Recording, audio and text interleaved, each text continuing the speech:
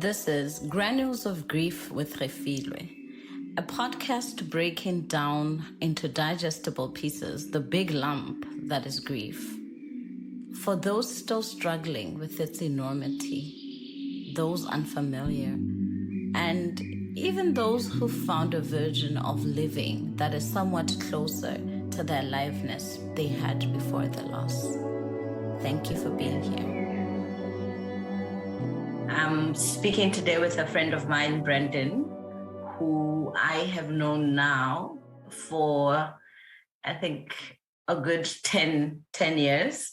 I know this Brendan because when we met, I was actually pregnant with my son and he's turning 11. As I was preparing for this podcast, it dawned on me that while this will be our more formal sit down on the topic of grief, you and I have actually talked about grief quite a lot between us over the years. I believe that you have insights. I'm going to hand over right to you, Brendan, to introduce yourself.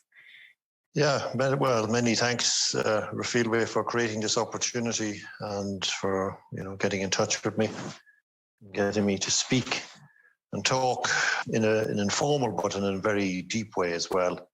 So my name is Brendan McGrath. I was born in 1959 in March in London. I spent much of my years in Ireland, growing up.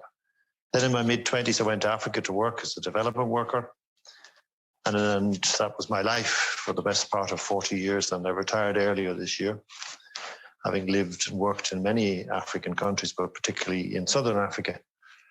And that's where I'm living now. I'm living in Zambia. My wife is Zambian, and I'm living in a very beautiful spot along the banks of the mighty river Zambezi, which most people will probably know, flows into Victoria Falls, the famous Victoria Falls. So that straddles Zimbabwe and Zambia, and I have connections to both. Thank you. Thank you so much. I'm very envious right now, actually. I have created an image in my head, and how beautiful it must be. What listeners may not know is that we actually met as colleagues, but over the years, I think one of the things that have actually transformed our friendship has been the experience. And it's actually, I know that none of us would have preferred for any of this to happen, but in terms of our friendship, there was a lot of meaning to it, which of course we could have done without this deep meaning. I want to get into what you consider to have been your most significant encounter with grief. Yeah, well, I think we all grieve throughout our lifetime. It's natural. The death of my mother, she was 70. Certainly that was the commencement of grief, and it was sad and I was upset. And then I lived for many years as I am now in Zambia at the height of the HIV/AIDS crisis. And I lost many, many colleagues in the workplace to the extent that I was actually absolutely frozen and numbed by the shock of so many colleagues, young people dying. Passing away so unnecessarily, so sadly. Yeah. And, that was to say that affected me for many years, but nothing could come or touch the sort of grief I'm going to talk to you today about, which was the death of my daughter through suicide in 2014, in February 2014, coming up to 9 years. That was a journey that was basically... Well, it was a journey that took me into a different life myself. Yes. The death of a child through suicide is catastrophic, shocking, sort of implosive, explosive,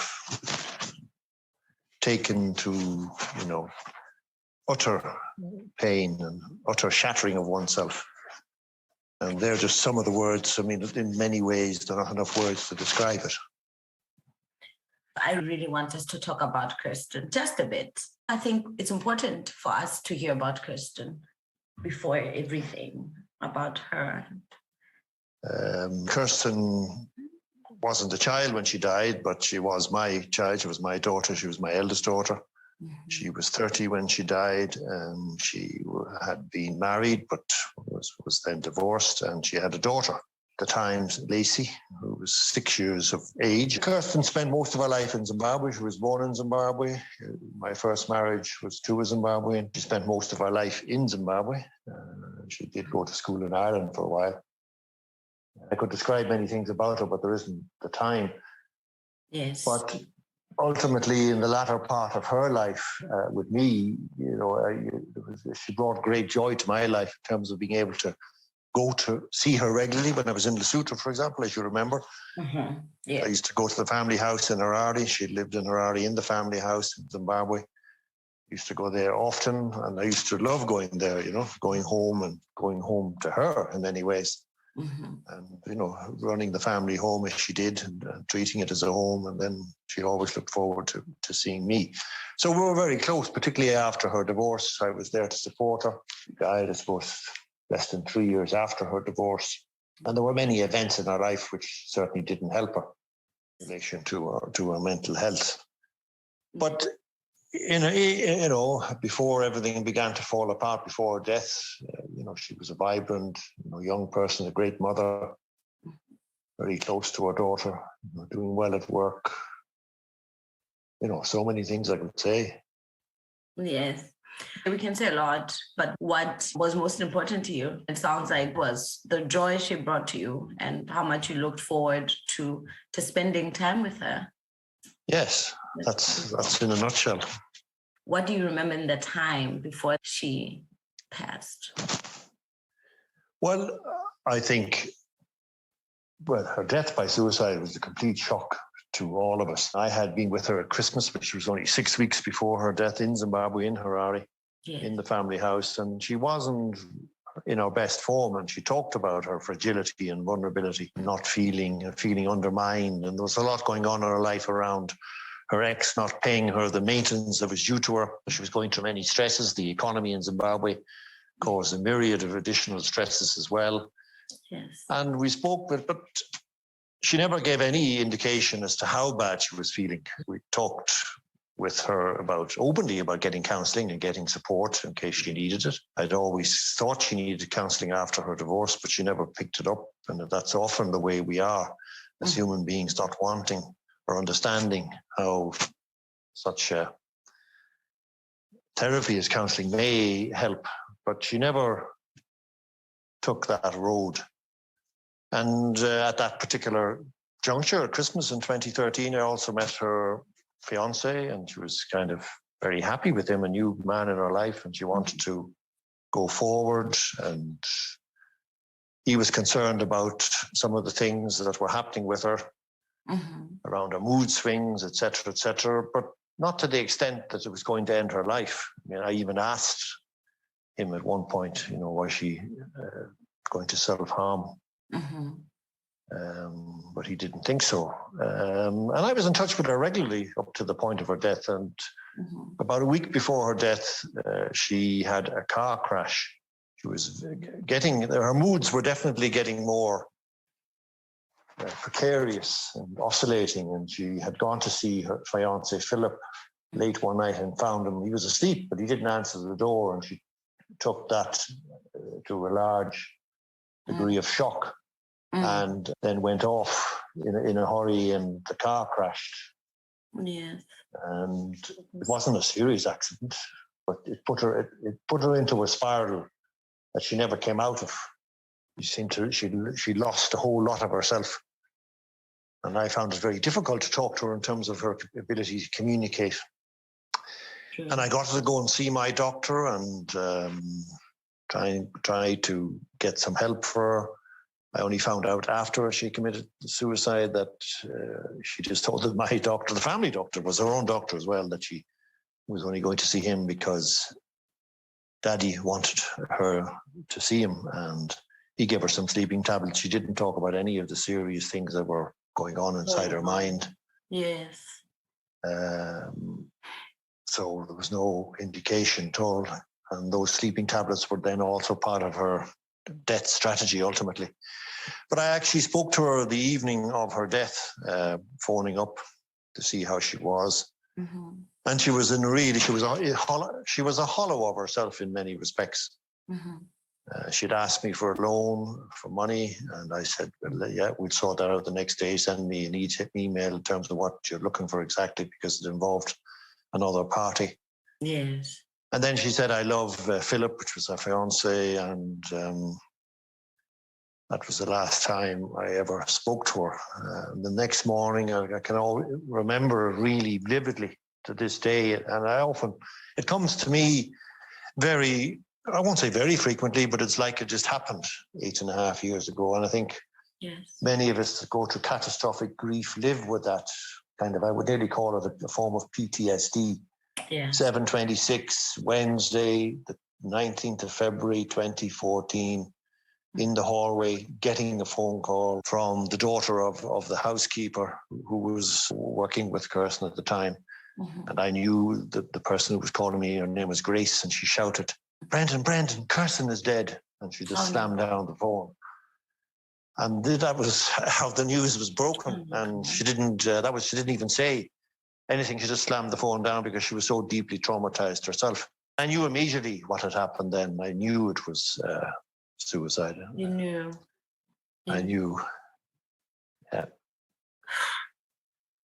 And then, life fell apart, really. In many respects, you kind of struggle. You, as I say, you shatter. I shattered into 2-3 versions of myself. Yeah. All of us were frozen. I think the shock of an event like that happening. And then, as you know, I was in Lesotho at the time, so I flew up. And then, of course, there were a number of circumstances that made the whole thing, if it could be any worse. It was made much worse. She had killed herself in my bed. Mm. She had used my bedroom, which was a sort of a guest bedroom in the house, because she liked it. It was a big bedroom and big television, so she wasn't trying to give me any message. No. But she killed herself in my bed, and I had to sleep in that bed that night because there was no other beds, believe it or not. So that trauma stayed with me as well on top of everything else. She had killed herself drinking weed killer along with the sleeping tablets. And the smell of that weed killer was there in that bedroom and in my nose, in my whole self forever, really. And then on top of that, her daughter, my granddaughter, had actually been the one to find her dead. Oh, no. And I'd spent a couple of hours with her in the bedroom with her dead mother. Oh, no. Because she couldn't get out, Oh, no. Being small, she couldn't reach for the key until the housekeeper came. And, you say, which is the worst day? Well, there is, all I can think of is a series of worst days thereafter. Yes. The whole shock, and then,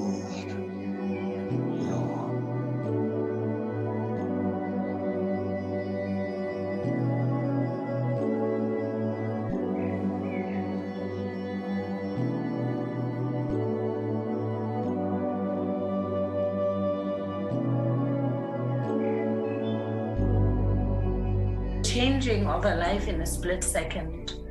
Really, really, in that second, when you answer that call from Grace, that's it. That's then begins this life where, like you're saying, it would be hard, I guess, to pinpoint a particular worst day. The call spurs a series that I understand only too well, really, but can only imagine in relation to the death of your child, who is leaving a child who now has to sit with. I cannot even imagine the trauma for Lacey, honestly. Yes. And then, we kind of, all of us just lurched in shock mode for a considerable period of time thereafter. In my case, obviously she had left no will, so I was picking up the pieces of her estate. Her ex had caused problems in terms of trying to take her possessions, so I had to do court battles. He had been harassing her in terms of also following her and spying on her and generally making life miserable. So I had to deal, we had to deal with all of that. But I in particular had to deal with it because I was the only one that was there. And in a way, that was the start of a very lonely journey through grief, because the family was scattered all over the globe. Mm-hmm. And me having been a global citizen and moving around and working, Mm-hmm. there was no place I could go and say, well, look, this is my home, come live with me and grieve with me. Yes. That didn't happen like that. I stayed on my own in the house literally for a couple of weeks on my own, in that same bed that she had killed herself in, just to be able to tidy things up and get things started. In some ways, I was able to be with her spirit, if you like. Yes. So I wouldn't say it gave me comfort, because that would be a gross exaggeration, but it certainly gave me a connection into her. Yes. And that's a connection I never lost thereafter. I like how you say you certainly wouldn't say it gave you comfort. And I because I think in the immediate aftermath, nothing gives comfort. No, you lose. I mean, ultimately, I can say, I can honestly reflect after 8.5 years that, and it's not just me, all of us lost part of ourselves. Yes. That day, that morning. Now, in some cases, I think in my own case, I have been able to grow other aspects of my life, of my person, of my persona, of my psyche, but there's a big wound there that's there forever. And that's why, in talking to your listeners, we should never talk about this simple word of recovery. People say, have you recovered? Oh, it'll be a year or two. Oh, you'll get over it. Oh, you'll remember the happy memories. Well, I'm sorry to say, none of that has ever come home to roost for me. You don't get over it. You just live with it. You don't even learn to live with it. You live with it. And, I knew, and many people don't necessarily realize, but I knew that this was going to be a journey into hell. I had no idea the depths of that hell. Yes. So I did immediately seek, counseling support. I knew I would need it. Yes. And the very first, I was in Lesotho at the time, as you know, so I went to Bloemfontein to a counsellor who said something to me that nobody's ever said. It was the wisest thing, really, anybody could have said to me. And she said, whatever you are, whatever your composite pieces are as a person, as a human being, everything will be blown out of proportion and shattered quite badly. So, if you're impatient as a person, you'll be more impatient. If you're angry, you'll be more angry. If you're sort of sullen at times, you'll get more sullen. If you're sort of border on hypomania, that'll go even worse. If you drink, you'll drink more. And it's always the image I have in my mind of a sort of a big plasticine ball of persona and psyche, and everything in it blown out or blown in. So it's no longer a ball in the sense of that word, but you are completely and utterly fragmented, shattered, completely broken. And then that journey of grief, and it's only part of that journey, is to see then what has been damaged or what has been blown out of proportion. And Definitely. Will the grieving process allow you to get to grips with that?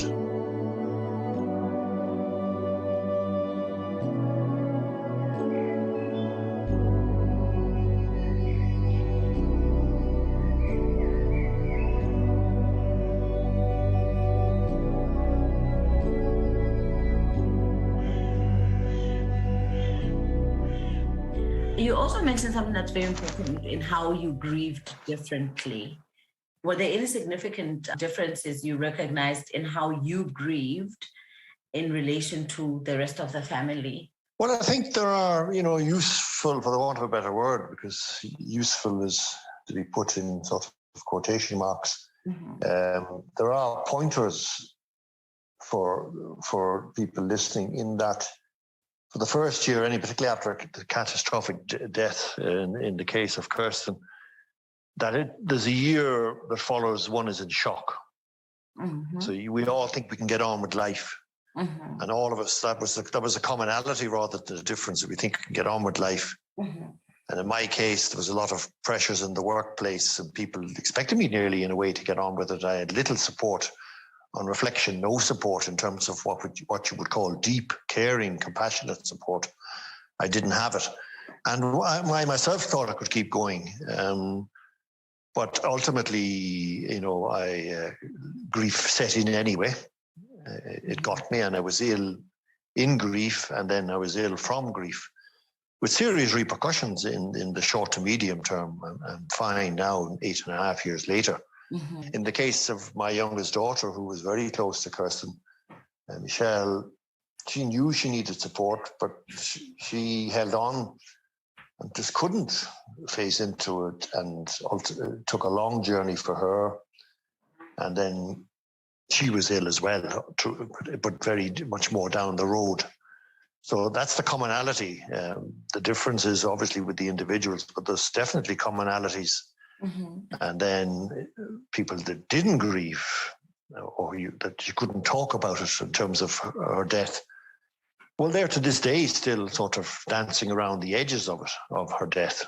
So yes, and they're much more eaten away in many respects, but probably don't fully recognize it or acknowledge it.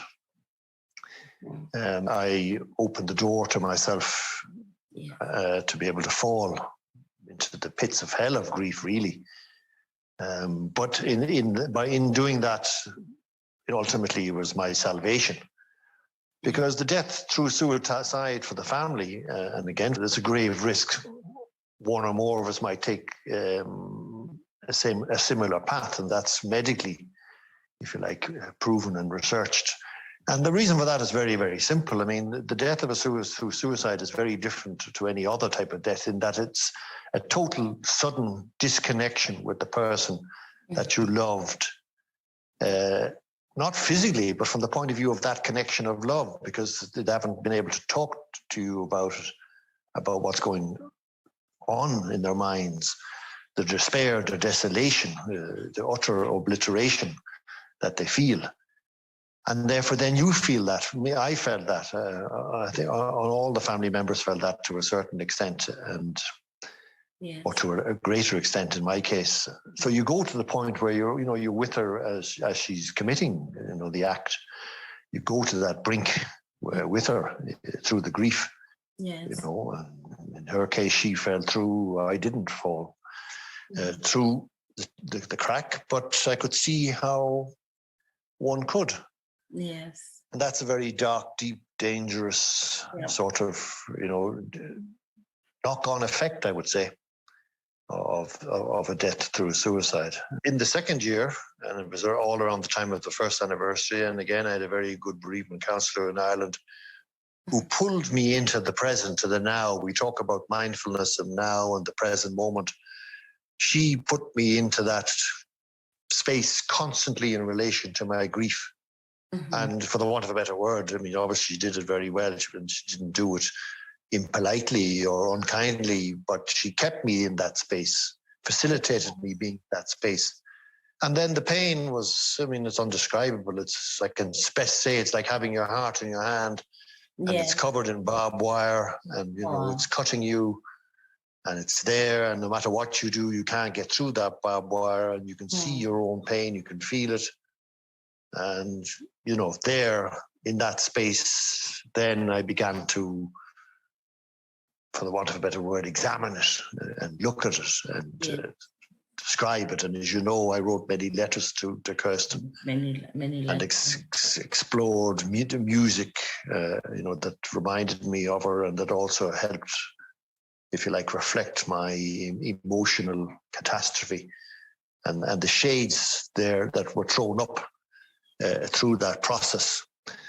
So letter writing, music, commemorative journeys. As you know, I took a commemorative journey on the River Zambezi because, as I didn't say earlier, Kirsten had a great fondness for Victoria Falls. Mm-hmm.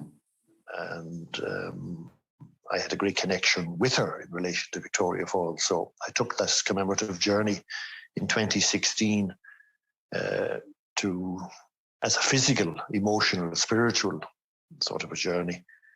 And here I am now, 6 years later, in that same spot.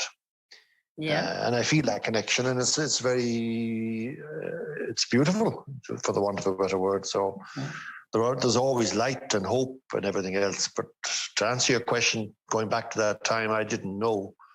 I had no clue what was before me. And as I thought I turned one corner of healing, another corner would appear, and there was worse stuff around it.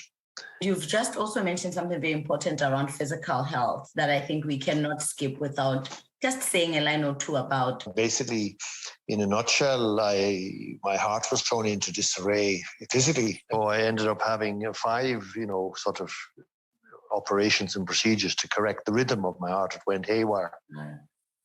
And led to all sorts of physical, symptoms, and that wasn't good for me in any sense of the word in terms of living. Thankfully now, it's all corrected and healed, and that's good. But that was one knock-on effect, and then that in turn had another knock-on effect, because it also caused, well, the grief itself, and then the heart problems caused a huge lack of sleep. As one would expect, and sleeping problems, and sleep is the real indicator of one's overall well-being. It can't be underestimated, the importance of it. Yes. For many different things. I mean, many different aspects of grief appeared through the sleeping and dreaming and everything else. But ultimately, when I thought I was back on track for 4 years after her death, my sleep needed to be corrected. So I went to seek specialist help. And I was put on a particular sleeping tablet, which did help me in the short term. But the particular one I was put on was a very dangerous one, and caused me a further series of knock-on effects that nearly is unbelievable. It basically re-traumatized me and brought back grief. So all the healing, all the neural pathways that I thought were doing well around my healing were certainly thrown out of sync and reversed. And I was in a terrible state, really. Now, thankfully, again, I've pulled out of that and it's fine. But it mightn't have happened that way. Yeah. And in many respects, people say to me, you shouldn't be here. It could have gone that I also could have died. Yeah. And I don't say I shouldn't have been here, but I do say I might not have been here. Yeah. I am, and there's many stories to be told around it. Yeah, I think that's sufficient in terms of demonstrating the link between grief and our physical health as well. And I think it speaks to honestly how you've already said it all. It speaks to the fact that grief cannot be led to itself. And I think with all the experiences you're talking about, the counseling you got, what hurts me the most is around that, or what traumatizes or what sticks out to me is the fact that so many people will never get this kind of experience. And therefore, the way in which that grief that is unattended manifests, like I imagined, this is insightful. I think also mentioned in the differences around grieving, the fact that there are people who choose to dance around it. And I think that's because, grief is so hard. Those who dance around it will, may ultimately have it tumble on them when they least expect it. I think there is a need for support. You mentioned, and I want to tie in to your mention of the loneliness, because I think people don't realize. They think that you are lonely because you live alone, or you are lonely because there's no one. People don't realize just how ill-equipped that people are. And this is not in any way, was even true for me, it's true for many people. It is in no way a judgment, really, of anyone. Well, I think, again, now it is changing slowly in some places, not everywhere, but I think there's a terrible tendency to kind of talk about these, at this stage of my life, I call them silly, terms, be strong, look, get on with it, get on with life, be strong, don't be vulnerable, that type of thing, which is disastrous if people take that course, because what is that, to be strong? or you'll get over it, or don't be so vulnerable. And I had terrible things said to me by people. That the cruelty that can manifest itself when one is vulnerable is really horrible. I had a line manager say to me, I'm counting your vulnerability moments. Wow. Sort of. Wow. So, and ultimately, even when I look back to many, many people, simply because people themselves, as you say, haven't experienced this, don't know how to face up to it, are also in sheer terror because if they themselves are often parents that don't want to think about losing a child, and they certainly don't want to think about losing a child to suicide. So people are terribly fearful. Yes. But ultimately, when I look back on it now, and I can look back on it in the cold light of today in many respects, sometimes I often thought, people think I've just lost my pet cat. It's that mundane, Sure, how could you be, grieving 5 years later? Sure, have you not got over it now? What's wrong with you? Sure, Wow. This is the end of a life. You mentioned a cat, which is horrible that you even have, your mind even has to go there. But people don't understand that the ending of a human is a very, very, very big thing. And I guess only those who allow themselves to experience it will know.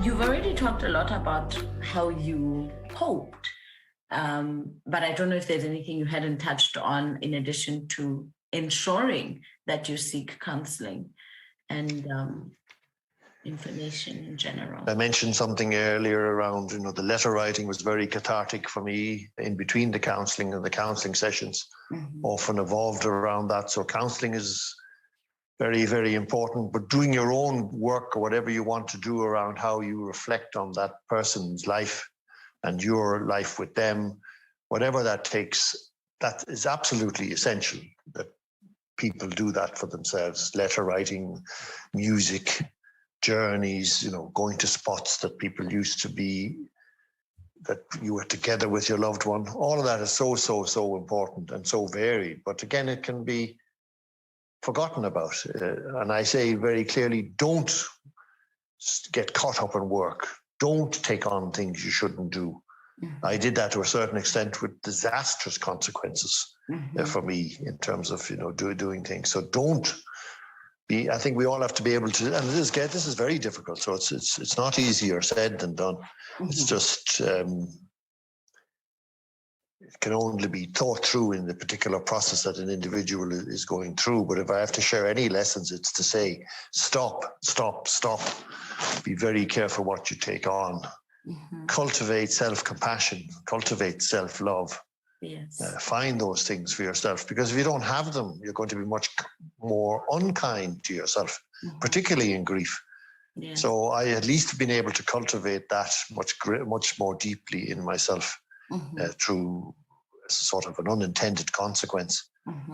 I would also say the things that you like doing, keep doing them. So I did keep physically training and doing the stuff that I've always done, martial arts and boxing. And even though I would have done them very badly through the grieving process, I didn't stop doing them. And then they served me very well, because the physical exercise side of things is so important to one's well-being. And then as I always had done, but I cultivated it. And this was a very drab ad hoc process as well. Ultimately, mindfulness, meditation, and deep meditation, in my case, has been extremely cathartic and helpful to me. And if I was to look back now, what's been the most sort of important thing for me in recent years, it has been meditation, insight meditation, which is what I practice, which really opens up a whole new avenue of oneself for oneself. And in that way, I was, very, very happy to take early retirement, which was totally voluntary on my part. And I'm living a much more joyous and beautiful life with all of that. And still with the pain of Kirsten's death often with me on a daily basis. As I said earlier, I can weep, I can cry, I can be talking to somebody. I might cry, I might laugh. I don't know. I don't ever know. And now I don't ever think about what's it going to be like. I just let it be as it is for that particular time. The family house is still there. So I do go there. I do go to visit the point of her death. But that can be too much for many, many people. And no other family member goes there anymore and won't even pass by the house. Wow. So that's something that's very personal to me. I go to the point of her death, but it's extremely painful. But then that's one of the things I wanted to be able to share with you and your listeners, and you know it as well. It's kind of making sure, and it's not a smooth process, that you're actually acknowledging to oneself the depth of the pain in grief, the sort of to be with that pain, and in whatever form that takes, is very, very important. Even if it's shattering and it takes you down under the ground or pulls you apart, it's not to avoid that. You have to be with that, I would say. Yes. And many, many people are not, because the counsellor that I took my bereavement up with in Ireland said that to me. From her experience, many, many people remain repressed in relation to fully getting to grips with that pain. Yes. Simply because many of us, there's nothing to encourage us to be like that. There's nothing to say, Brendan, grown man, big, strong, strapping individual, fall apart, cry, scream, break down, break up, How many people want to say that happened to me or that I felt like doing that? Because it's only now, if you like, vulnerability is maybe being thought of as more of, and compassion and self-compassion are elements which are only becoming a little bit more apparent with either friends or in the workplace, for that matter. And many, many people remain frozen. It's true.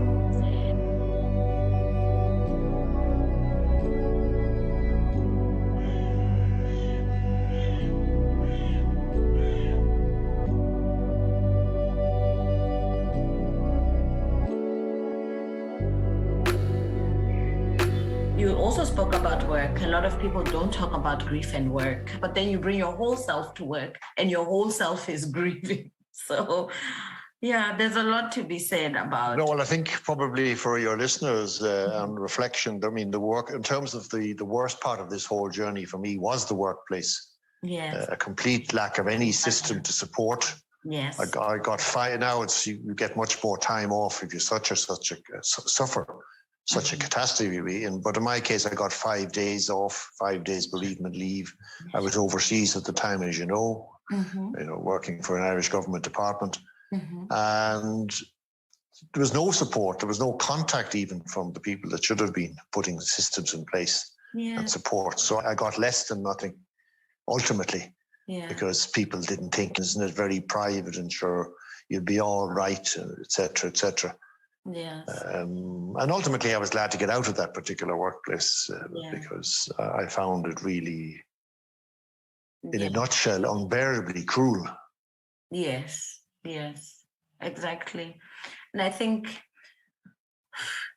there's a lot still to be done, but there's also, I'm getting the sense now that it's very different. While people are uncomfortable about grief, it sounds more like you've got reactions of bordering on disgust, right? Like, how dare you? Well, so for some people, it's an affront to their professionalism, Even one of the top managers in the place was astonished that I could be ill through grieving. And he was genuinely astonished. He wasn't trying to be unpleasant.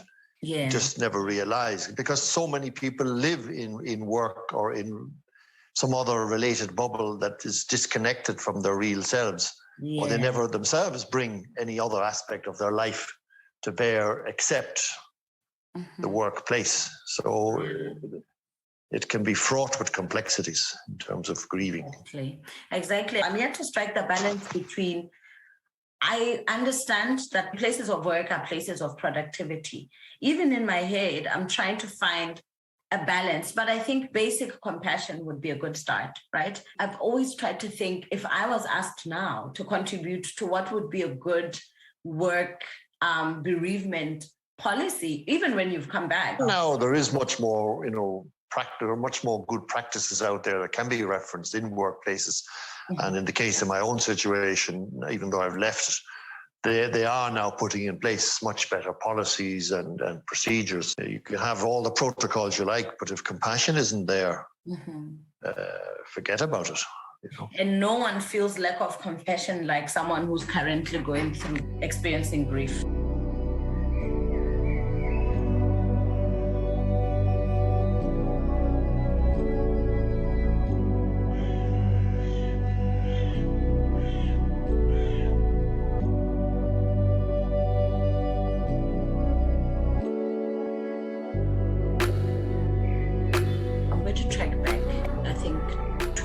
Back to say 3 points back when we were talking about in terms of dealing with yourself and with this having been a death by suicide, how much of the shattering was related to guilt, if any part of it?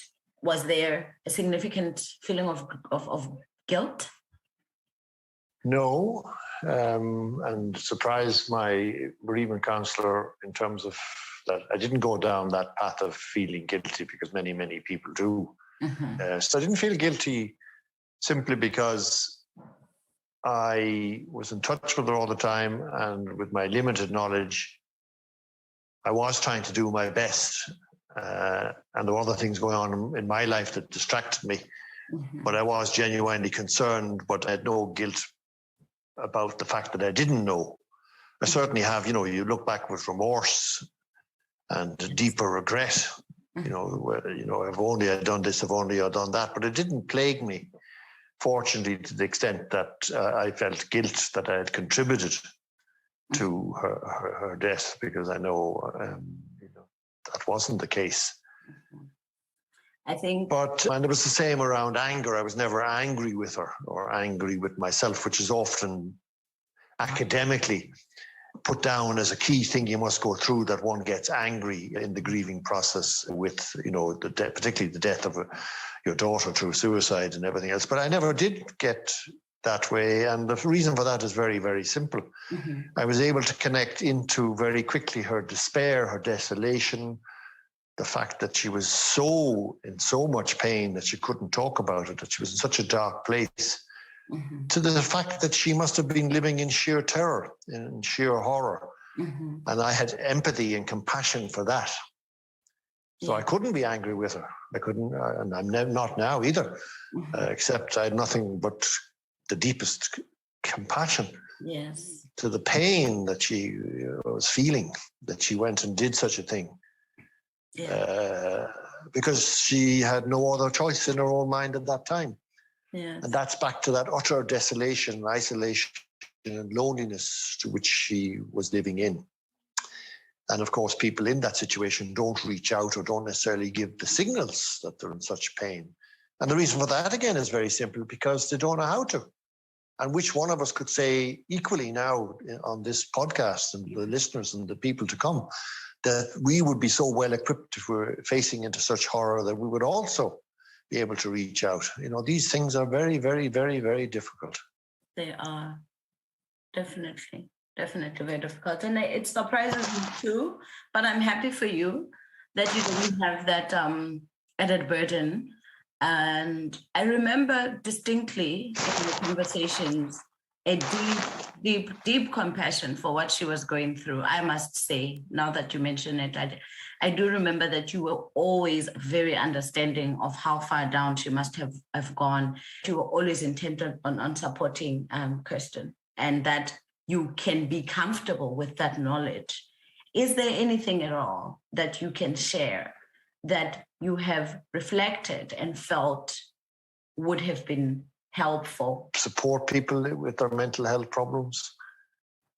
Talk to people, develop your own compassion, be ready to listen to people, be curious in terms of somebody being down, being able to reaching out don't disregard people, show empathy, show some sort of degree of caring so that people might open up that door of reaching out and sharing what might be going on with them. Because in this modern stress-filled world, it's very often the opposite is happening. People are shunted away and shifted away. And people live in their own minds and don't share any of these things. And very often these things are made worse through sort of people, you can be with a whole lot of people on social media and you're just talking very superficially and not sharing. Yeah. You're not making the deep connections with people that might help. Mm-hmm. So it's for all of us to be compassionate and to develop our own self-compassion as well. Because if you're not self-compassionate, if you're not kind to yourself, mm-hmm. if you're not loving yourself, you're very unlikely that you're going to be loving somebody else. My goodness. That's, wow. Yes, another moment for me. Yes, that's true. The world we live in today does require us to pause and to connect with the people we love. I like that we can't always change the outcome. And, we can't burden anyone with thinking that they are fully capable of preventing no. this kind of situation. Very definitely not.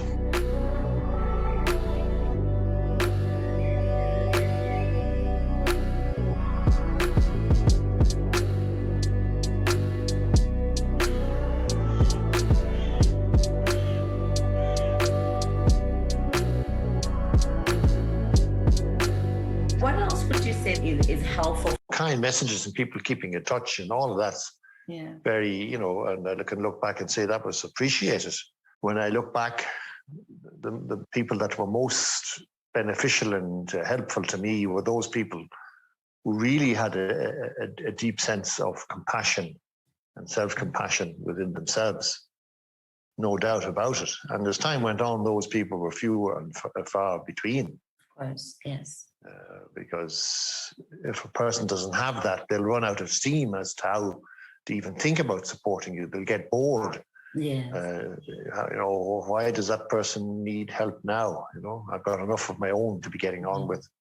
Yeah. You did mention briefly anniversary. How are you doing with those as time goes on? Well, it's interesting. I think the early anniversaries, each was very unique and deep and sombering and sobering and extremely painful in many respects. Then as time moved on, the anniversaries took on different shapes, particularly with, meditation practice and sort of mindfulness. And the last couple of anniversaries have been very reflective, very, very poignant and not as painful. Mm-hmm. But having said that, it's not a linear process. It could be not painful at this anniversary or the last one or the one before.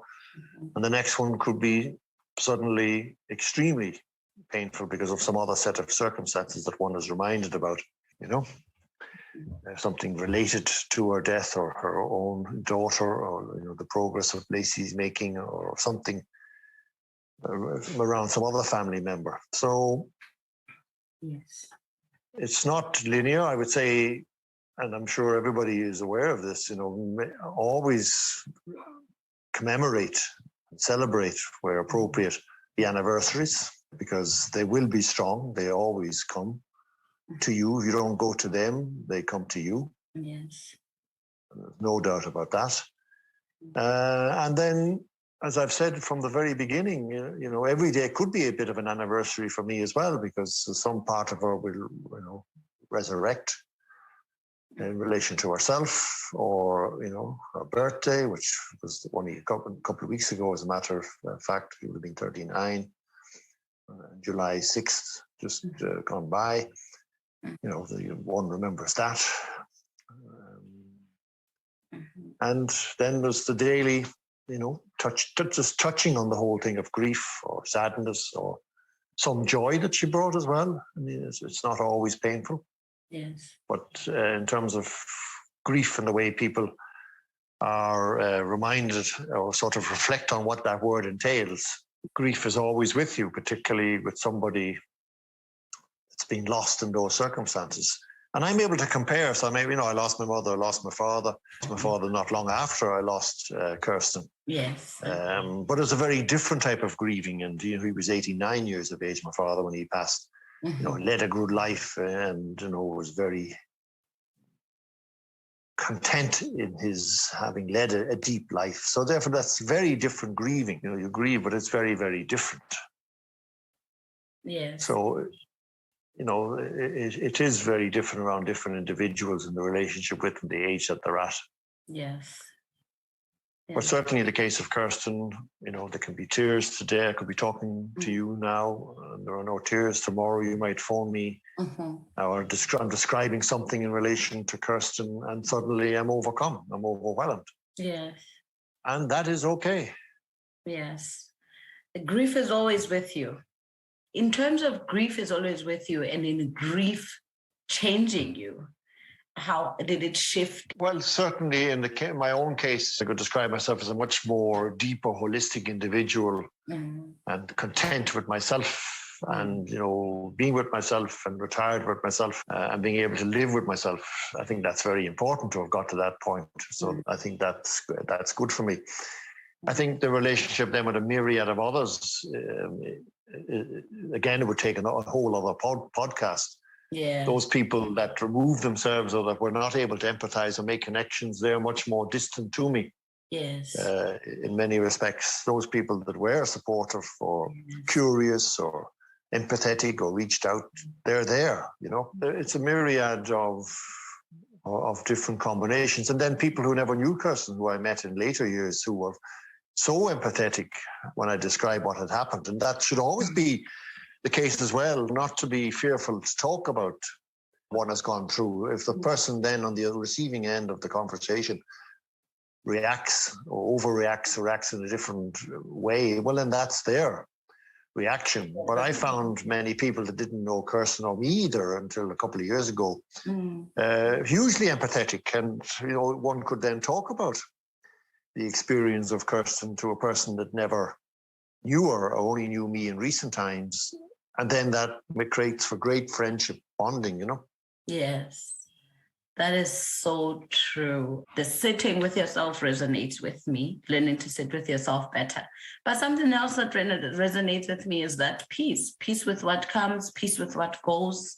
That's so beautiful. Thank you so much for saying that. Thanks again, Brenton. Find peace today and find peace even as you live with this.